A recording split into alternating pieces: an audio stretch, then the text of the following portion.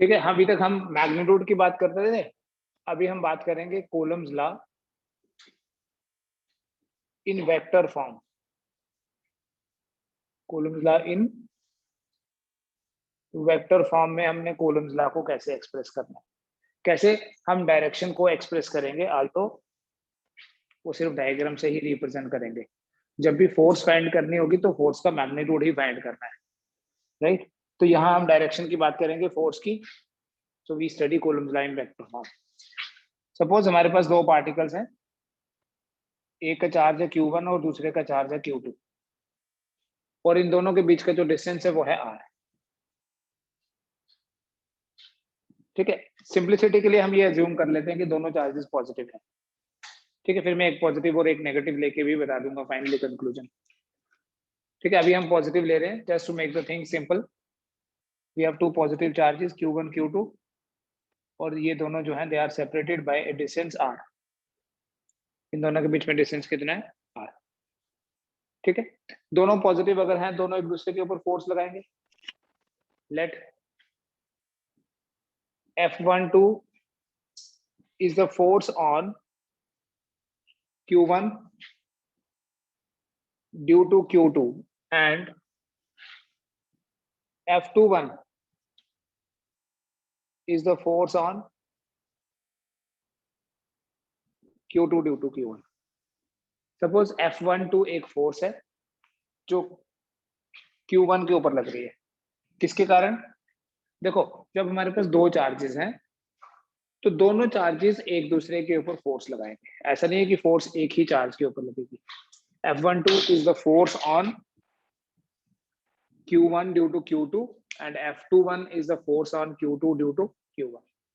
अगर हमने ये कंसीडर किया कि दोनों पॉजिटिव हैं, दोनों एक दूसरे को रिपेल करेंगे। देखो, F12 किस पे फोर्स है? Q1 पे। ये Q2 Q ये होगा F12।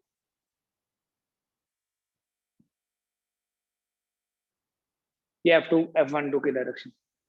ये Q2 को Q1 भी रिपेल करेगा, मतलब दोनों एक दूसरे के ऊपर दोनों एक दूसरे को रिपेल करेंगे। ठीक है, दोनों की डायरेक्शन आ गई, डिस्टेंस दोनों के बीच में R है। ठीक है, देयरफॉर F12 को कैसे एक्सप्रेस करना है वेक्टर फॉर्म में? के Q1 Q2 bye R square. ये तो हो गया बेटा मैग्नीट्यूड ऑफ द फोर्स। अब आपने क्या पढ़ा? देखो, हम जब भी यूनिट वेक्टर की बात करते हैं, we write A cap equals to A unit vector, A vector divided by magnitude. ठीक है, यूनिट वेक्टर क्या होता है? Vector divided by magnitude. Therefore vector क्या हुआ? Magnitude into unit vector. ठीक है, आपको याद होगा हम जब भी कोऑर्डिनेट सिस्टम बनाते हैं, x axis, y axis, z axis, तो वेक्टर्स क्या लेते हैं? इधर आई जे के। आई जे और के को क्या बोलते हैं? I j and k are unit vectors along x axis, y axis and z axis. So F12 क्या है? के Q1 Q2 bye R square. अब यहाँ हमें कोई यूनिट वेक्टर भी लगाना पड़ेगा, क्योंकि ये वेक्टर है। देखो, ये वेक्टर है, ये मैग्नीट्यूड है, वेक्टर और मैग्नीट्यूड, तो यूनिट वेक्टर भी तो लगाएंगे।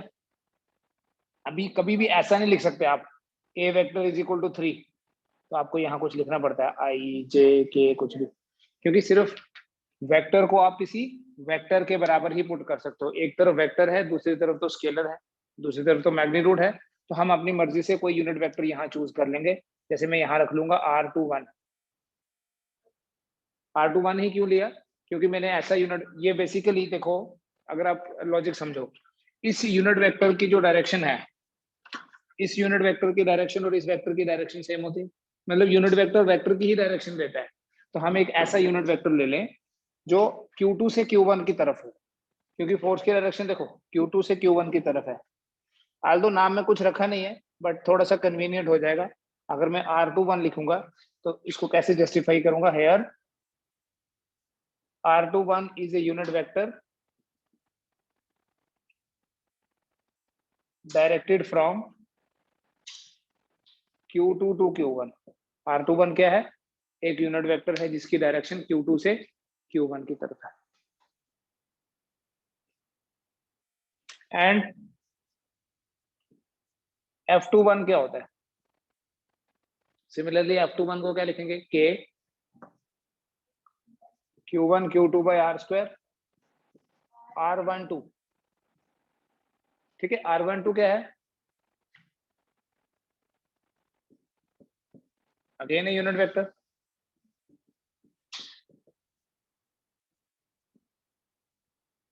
From Q1 to Q2।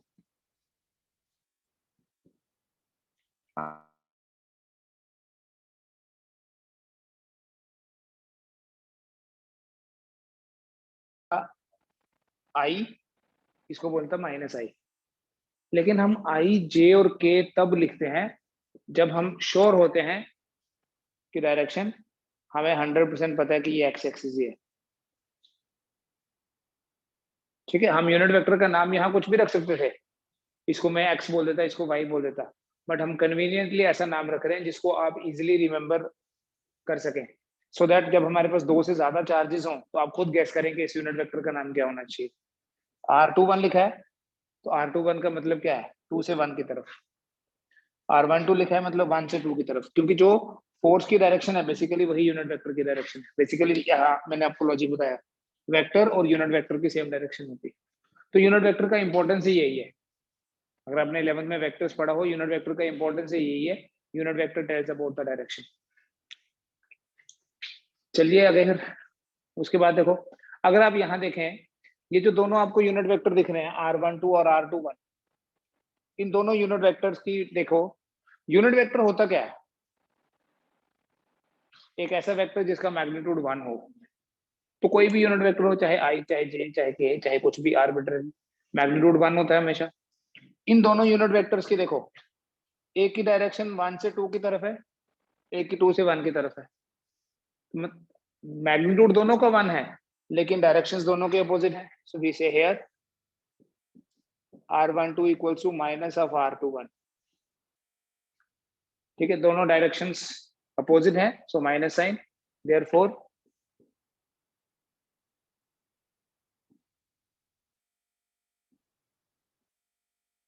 R12 की जगह क्या लिख देंगे? Minus of R21।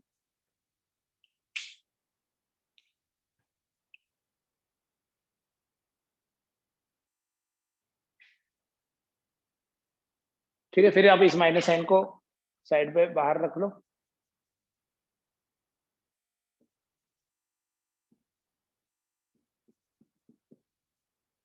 और ध्यान से देखो, यही तो F12 है,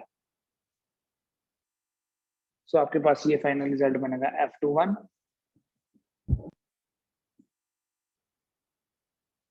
ऐसी स्टेटमेंट आपने पहले भी कभी देखी हुई है कि F12 is equal to minus of F21?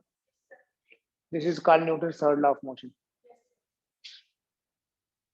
इसका मतलब क्या है?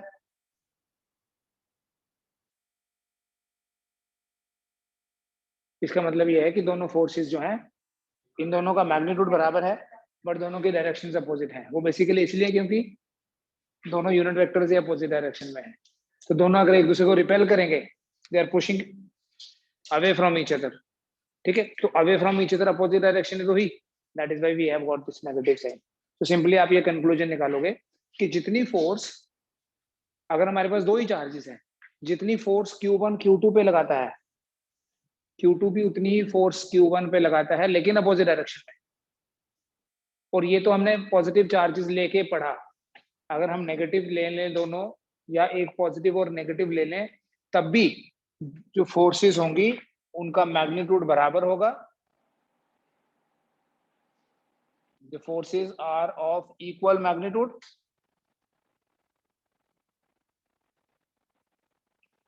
But opposite directions. जो फोर्सेस हैं उनका मैग्नीट्यूड बराबर है लेकिन उन दोनों की, उन फोर्सेस की जो डायरेक्शंस है वो अपोजिट टू ईच अदर होती हैं।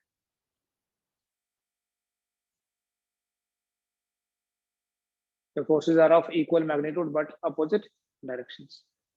So इसलिए ये आप कंक्लूड कर सकते हो कि कूलम्स लॉ जो है इलेक्ट्रोस्टैटिक्स में, Coulomb's law in electrostatics is in accordance with Newton's third law of motion.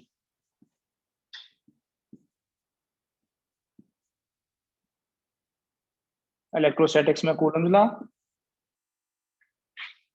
और मैकेनिक्स में न्यूटन्स थर्ड लॉ। जितनी फोर्स एक बॉडी दूसरी बॉडी पे लगाएगी, दूसरी भी उतनी ही लगाएगी, लेकिन अपोजिट डायरेक्शन में।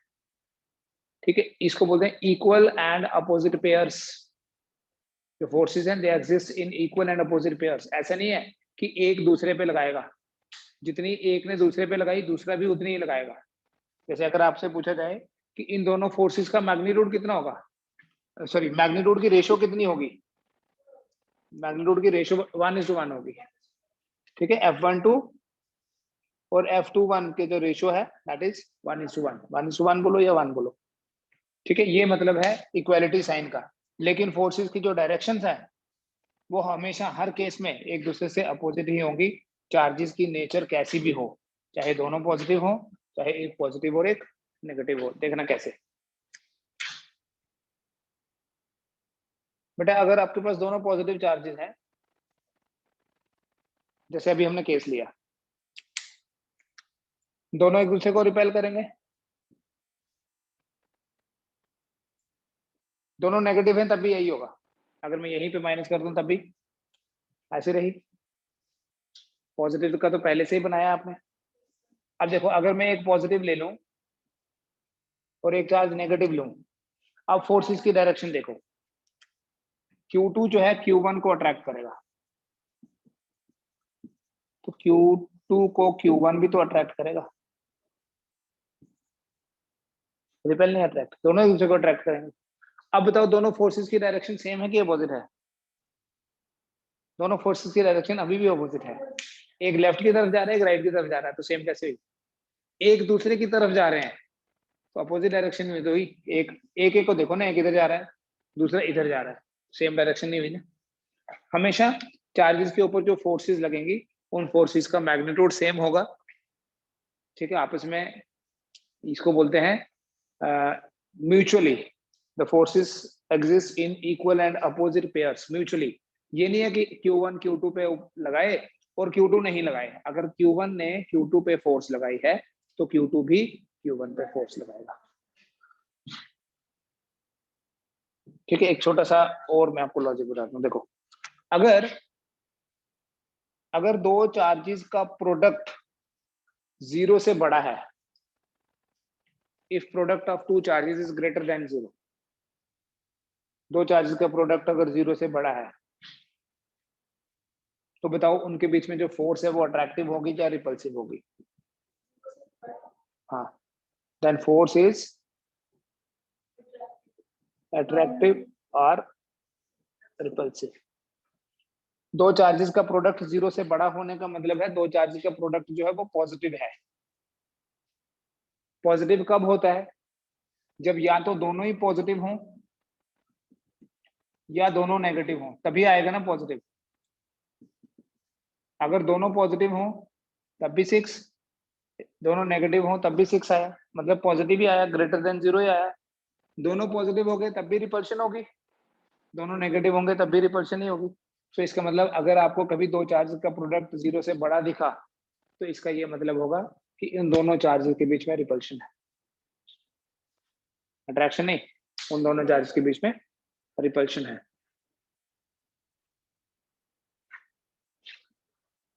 ठीक है, दूसरी चीज देखो, अगर यहीं पे हम ये बोलें कि दोनों चार्ज का प्रोडक्ट जो है वो लेस देन 0 है,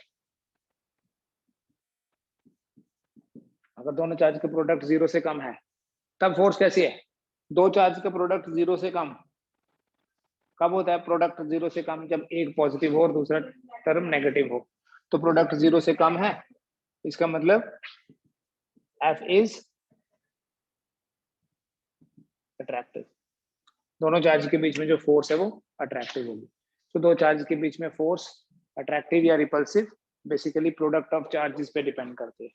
अब एक चीज और समझना, बड़ी बार हम ये टर्म यूज करेंगे फोर्स इज पॉजिटिव, या हम यूज करेंगे फोर्स इज नेगेटिव।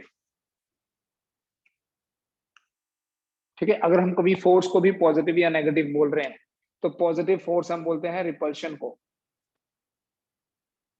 और नेगेटिव फोर्स हम बोलते हैं अट्रैक्शन को। अगर साइन के बेसिस पे डिफरेंशिएट करना है तो positive means repulsion, positive means product is greater than zero, और नेगेटिव मींस अट्रैक्शन।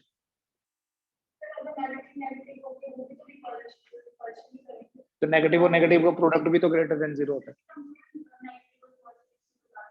अरे क्यों नहीं बता सकते? फोर्स पॉजिटिव है, फोर्स का क्या एक्सप्रेशन है? F is equal to K Q1 Q2 by r square. R square तो हमेशा ही पॉजिटिव होगा, के तो है ही कांस्टेंट। फोर्स पॉजिटिव है मतलब Q1 और Q2 का प्रोडक्ट पॉजिटिव है। तो Q1 और Q2 का प्रोडक्ट पॉजिटिव कब होता है? जब या तो दोनों पॉजिटिव हो या दोनों नेगेटिव हो।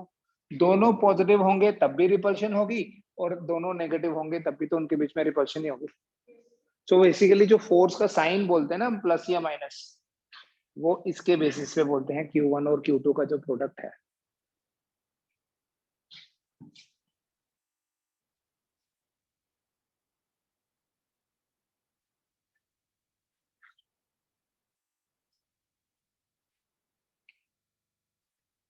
सो बेटा फाइनली हमारे पास देखो कंक्लूजन क्या है। ये जो कूलम्स लॉ है, इस कूलम्स लॉ को ही अगर हम इसकी ही बात करें, we have two statements for this. एक है इसकी स्केलर फॉर्म और एक है इसकी vector form.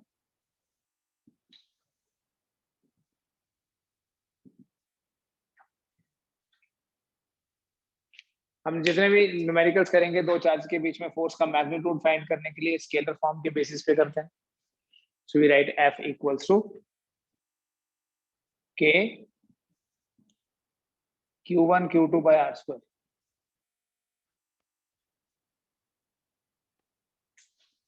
F equals to K Q1 Q2 by r square. और जब हमने इसी फोर्स को वेक्टर फॉर्म में लिखना होगा तब क्या लिखेंगे? देखो F इक्वल्स टू जनरल लिखना है K Q1 Q2 by r square into r cap. R cap क्या हुआ? Unit vector. और देखो यूनिट वेक्टर का अगर स्टैंडर्ड डेफिनेशन लगा लूं, K Q1 Q2 by r square into r vector over magnitude of r, ऐसे भी तो बोल सकता है। अभी तो बताया था कि ए कैप क्या होता है? A vector divided by magnitude of a vector. तो आर कैप क्या हुआ? R vector divided by magnitude of R. It means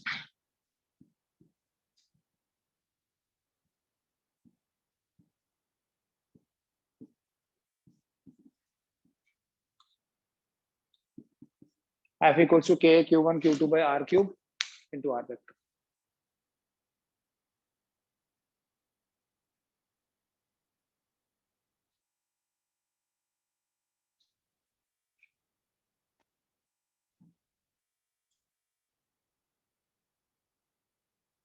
F equals to K Q1 Q2 by R cube into R. R cube कैसे आ गया? देखो R square into R is R cube.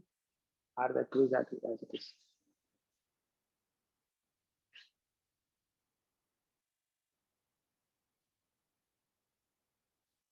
ठीक है done. फिर हम इसी वेक्टर फॉर्म को बेटा एक और तरीके से समझते हैं। एक और तरीके से हम इस वेक्टर फॉर्म को एक्सप्रेस कर सकते हैं, उसको बोलते हैं Coulomb's law in terms of position vectors. क्या होता है position vector? Position vector is a vector drawn from the origin of a coordinate system. किसी भी कोऑर्डिनेट सिस्टम के ओरिजिन, जो कोऑर्डिनेट सिस्टम में पोजीशन बताता है, जैसे ये देखो ये एक्स वाई प्लेन है suppose,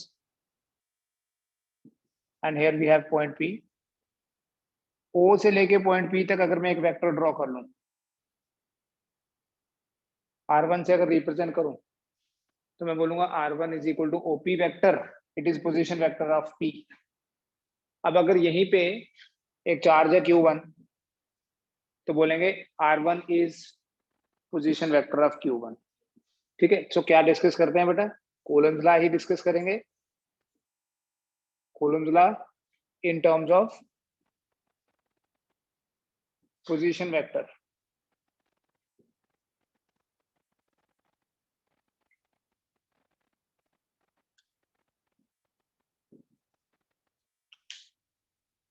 late OP, position vector हमेशा ओ से स्टार्ट होता है, equals to R1 is the position vector of point P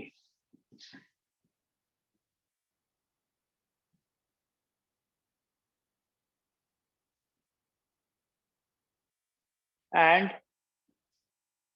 OQ equals to R2.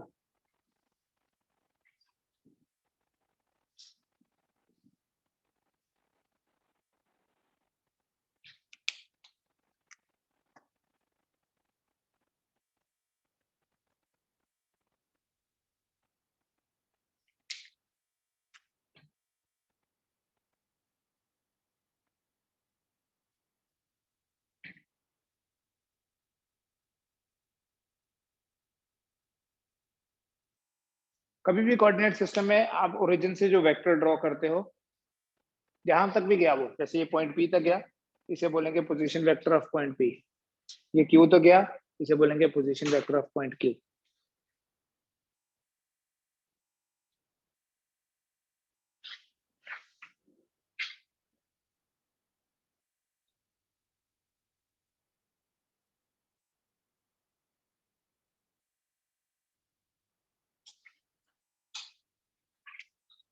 यहाँ से एक ट्राइंगल बना ही लेते हैं, क्योंकि इन दोनों के बीच में हमें देखना पड़ेगा डिस्टेंस कितना है। सपोज वेक्टर फॉर्म में बात करते हैं, इसको मैं वेक्टर ही बोल देता हूँ, नाम दे देता हूँ R12।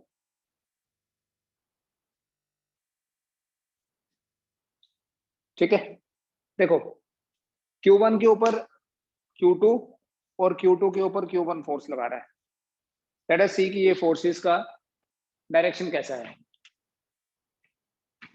इस Q2 को पॉजिटिव ही ले रहा हूं बेटा मैं, जब तक स्पेसिफाइड नहीं होगा, जब तक बोला नहीं होगा, तब तक हम चार्ज को पॉजिटिव ही साइन दे देंगे। ये जो Q1 है इस Q2 को रिपेल करेगा and this will be the direction of that repulsion F21। और ये जो Q2 है ये भी इस Q1 को रिपेल करेगा and this will be direction of F12, वैसे ही पहले की तरह।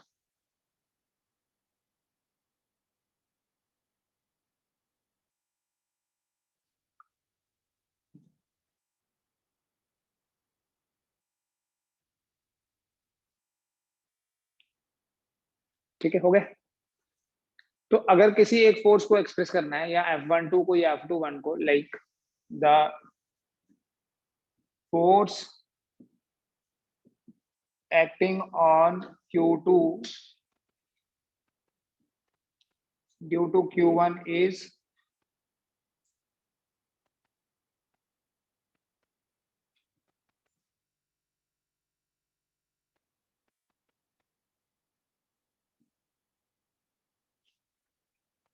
पहले की तरह ही है बेटा, K Q1 Q2 by R12 square R12 cap. ठीक है, अभी हमने कोऑर्डिनेट सिस्टम के हिसाब से रखा है, पहले तो रैंडमली कहीं भी रखा था, क्योंकि अभी हम R1 और R2 की फॉर्म में लिख रहे हैं। फिर से सेम लॉजिक अप्लाई कर लो यूनिट वेक्टर वाला।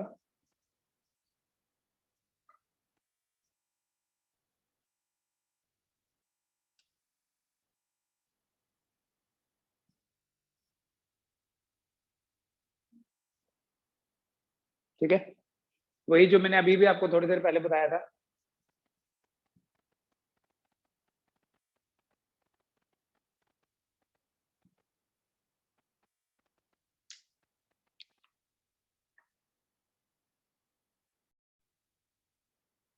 अपोजिशन वेक्टर की फॉर्म में अभी तक नहीं है, अभी हम इसको थोड़ा सा आगे और करते हैं। देखो, तो यहाँ बेटा हमारे पास ये आ गया F21 is equal to K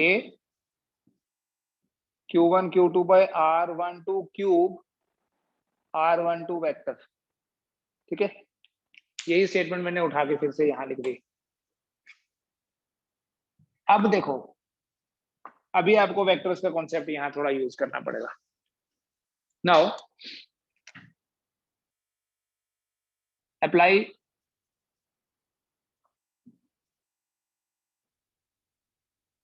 triangular law of vector addition in triangle OPQ। OPQ में वेक्टर लॉ ऑफ एडिशन लगाओ। Therefore OP vector plus PQ vector is equal to OQ vector.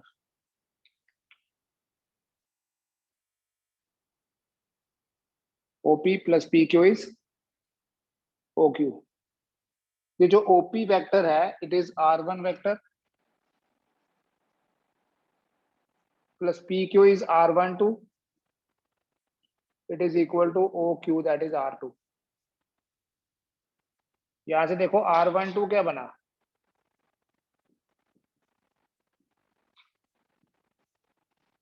R12 बन गया R2 vector minus R1 vector. ठीक है, sum of two sides in same order, ये same order में है ना, यहां से एक ये दूसरा, इन दोनों का वेक्टर सम इसके बराबर है तीसरा वाला। तो यही R12 की वैल्यू आप यहां डाल दोगे, इक्वेशन कुछ भी वो नाम रख लो, देयरफॉर इक्वेशन स्टार बिकम्स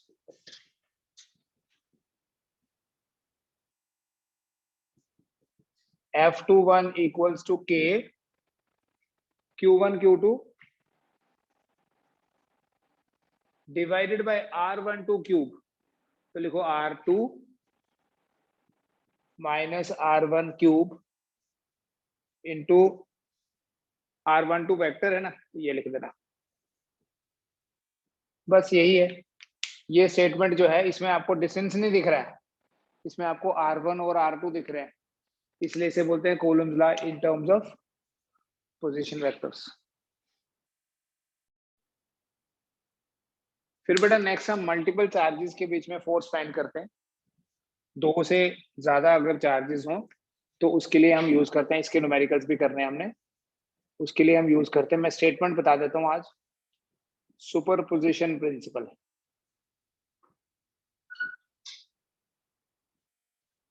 अभी तक हम जो भी कैलकुलेशंस कर रहे थे, हम दो चार्जेस के बीच में फोर्स कैलकुलेट कर रहे थे, बट मान लो कोई ऐसी कलेक्शन है, कोई ऐसा सिस्टम है, दो नहीं चार चार्जेस हैं, तो फोर्स कैसे फाइंड करेंगे। ठीक है, लिखिए in a system of charges, in a system of charges, system means collection, in a system of charges the total force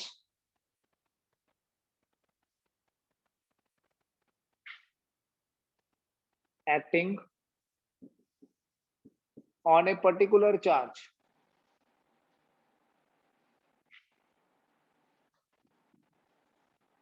is equal to the vector sum of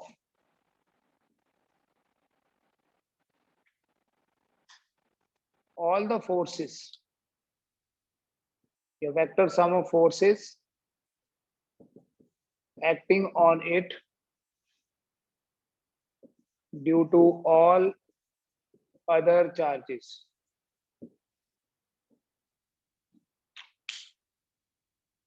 In a system of charges the total force acting on a particular charge is equal to the vector sum of forces acting on it due to all other charges। क्या मतलब हुआ बेटा, charges के किसी भी collection में, system means when we have a collection of charges, the total force acting on a particular charge, किसी एक पर्टिकुलर चार्ज के ऊपर कितनी फोर्स लगेगी, मैं अभी बताऊंगा डायग्राम से भी। कैसे ऑब्टेन करेंगे, vector sum, triangular law parallelogram law से जो करते हैं, वेक्टर सम ऑफ फोर्सेस, कौन सी फोर्सेस जो उसके ऊपर एक्ट कर रही हैं, उस पर्टिकुलर चार्ज के ऊपर एक्ट कर रही हैं, किसकी वजह से, due to all other charges, क्योंकि वो अपने ऊपर खुद थोड़ी फोर्स लगाएगा, बाकी चार्जेस के कारण जो फोर्स लगेगी उन सारी फोर्सेस का वेक्टर सम लेना है। ठीक है, मतलब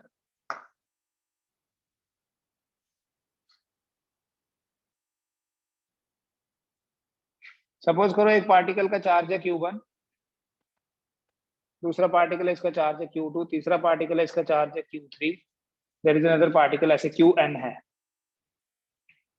और यहाँ या ऐसे ले लो Q4 भी है, ये है Q1, एंड हम Q1 के ऊपर फोर्स फाइंड करना चाहते हैं। The total force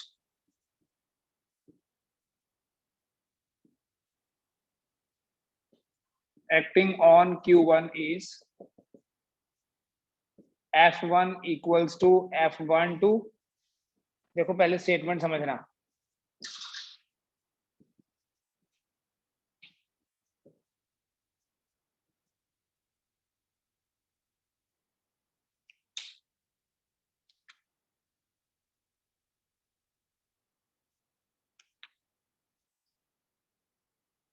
The total force acting on Q1 is F1. It is equal to F12 plus F13 plus F14 so on up to F1। मतलब force acting on Q1 is a vector form में लिखा मैंने, तो बोले vector sum है। Calculate कैसे करना है वो बताऊंगा अलग से। Force acting on Q1 due to Q2, what is F12?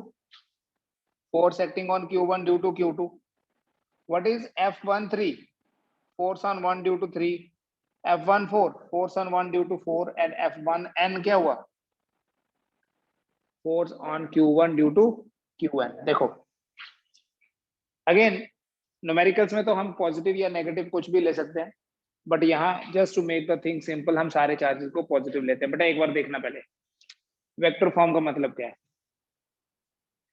इस Q1 को अगर हम इसके ऊपर क्या लिखा मैंने, the total force acting on a particular charge, इस Q1 को Q2 रिपेल करेगा,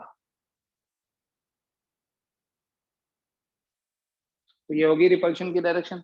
जब भी आपने फोर्स की डायरेक्शन बतानी है तो ये ऐसे स्ट्रेट लाइन बनाना, ठीक है। ये नहीं है कि आप इधर बनाते रहो ये इधर बनाते रहो। ये सेंट्रल फोर्सेस होते हैं, they act along the line joining the charges. ये हो गया F12। ये Q3 भी रिपेल करेगा, ठीक है। इसी लाइन को आगे खींच लो, ये हो गया F13। Q4 विल रिपेल, ये हो गया F14। Qn भी रिपेल करेगा, ये हो गया F1n। F13, F12, F14, F1n ऐसे, ठीक है। तो अगर आपने इसे स्टेटमेंट वाइज लिखना है आगे, थोड़ा सा कैलकुलेशन तो नहीं कर सकते बिकॉज पर्टिकुलर वैल्यूज नहीं है अभी हमारे पास। देखो 2 से 1 की तरफ मैं यूनिट वेक्टर लूंगा R21, इसलिए नाम ऐसा रखना जो हम जनरलाइज भी कर सकें। 4 से 1 की तरफ रखेंगे R41, n से 1 की तरफ रखेंगे Rn1, 3 से 1 की तरफ R31। लिखने की जरूरत ही नहीं है। What is R31? We know, जैसे R21 क्या था, it's a unit vector directed from Q2 to Q1।